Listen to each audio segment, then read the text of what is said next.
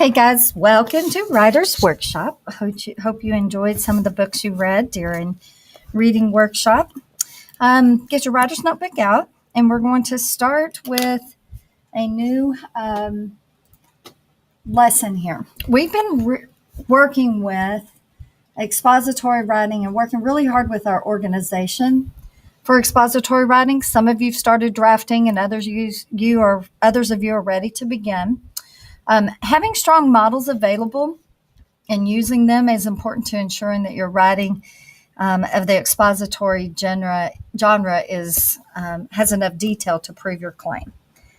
Get your writer's notebook, but you're also going to need your writing resource binder. So grab that, pause this, and grab that real quickly if you don't already have it. Okay, inside your writer's notebook today, let's go to the next clean page in your teaching points section. And we have this on the wall. I want you to just, in fact, don't even go there. I want you to look at, I'm going to write it, but I don't want you to worry about writing it. I want you to just follow along and listen so that you can get it, because it's up on the wall and I'm going to be adding some things to that. We have, to prove it, to do all of our proof, we have this acronym. It's DANCE.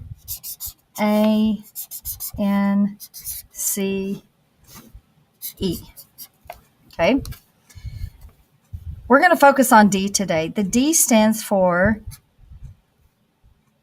descriptive. Let me go ahead and put the D there. Descriptive details. In your writer's notebook, go ahead and get your writer's notebook. I want you to open up your writer's notebook. There's this page. We're going to find it. Go to expository resources, and then you're going to flip through your expository resources. And if you've got it in order, if you haven't dropped it, we have this main idea sentence starters that I think most of you tabbed. If you didn't, you need to tab that, or we'll tab it in small group. But find this page that's called Detail Generating Questions. All right, this is descriptive details. To generate these questions, we want to use our five senses. What does it look like, sound like, feel like, taste like, smell like? These are all right there. So our five senses, and use them in a question, okay? So what does it look like? What does it feel like? What does it taste like? What does it smell like? What does it seem like? So look, eyes, feel, hands, taste, tongue, smell would be our nose. So anyway, just make sure that you're using the five senses to generate some questions that can help you get further and deeper with your particular topic that you are claiming. All right, why is that important? Why is it important to your main idea? Don't just throw it out there as something that's there, but what is the purpose of it? Why is it important? Okay, so importance. I'll add these to the wall if I haven't already by the time you get in here. And each detail is separate sentence. This says separate, not a grocery list.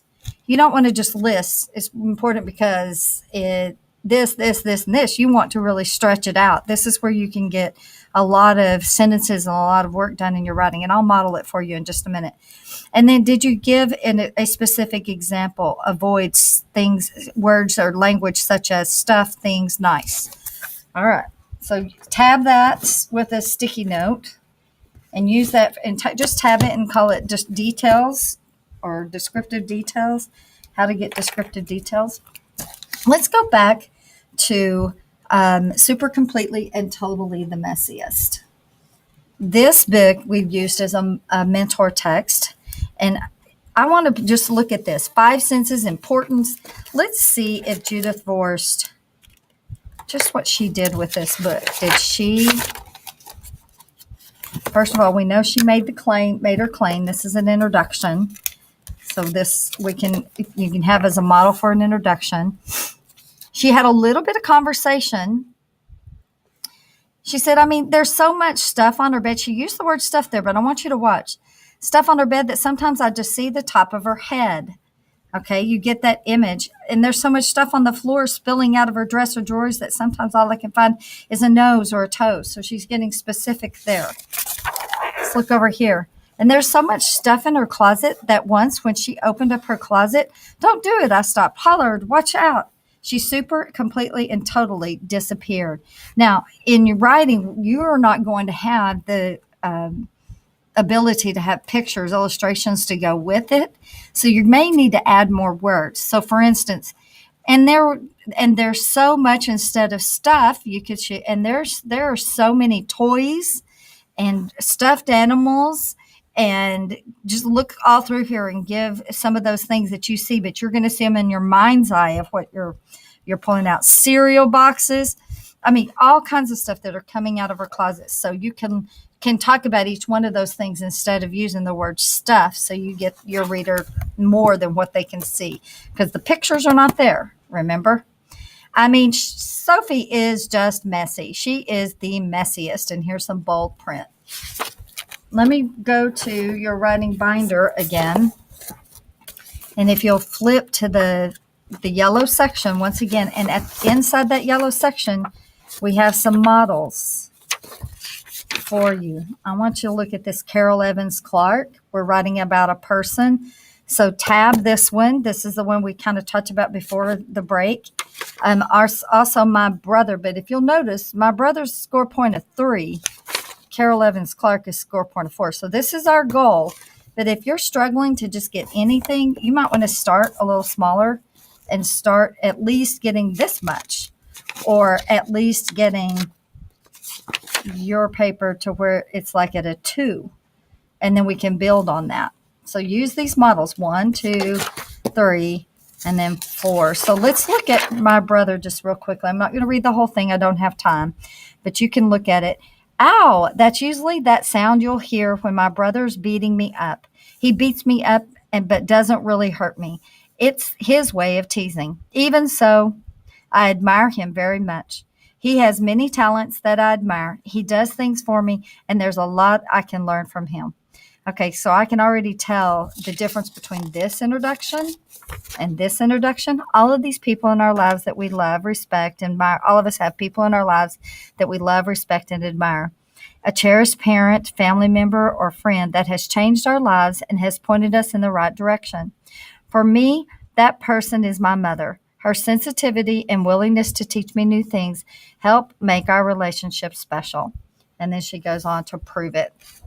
So with those frameworks, look at what you're writing. If you're just now starting to draft, use some of the tools in here. Look at what you're writing and make sure that you're doing detail generating questions to add those 5 sentences. Make sure they're important. Make sure that you tab it, first of all. That you give a specific example. You don't use that word stuff. I know that Voice did that. Judith Voice did that in her book, but you try to keep away from that because you don't have the advantage of illustrations, and don't give us a grocery list. Okay, get started writing. You'll become into a small group. Use some of these skills and strategies. I want you to start drafting if you've not drafted. And if you have been drafting, go back and look for ways you can add in descriptive details to your writing.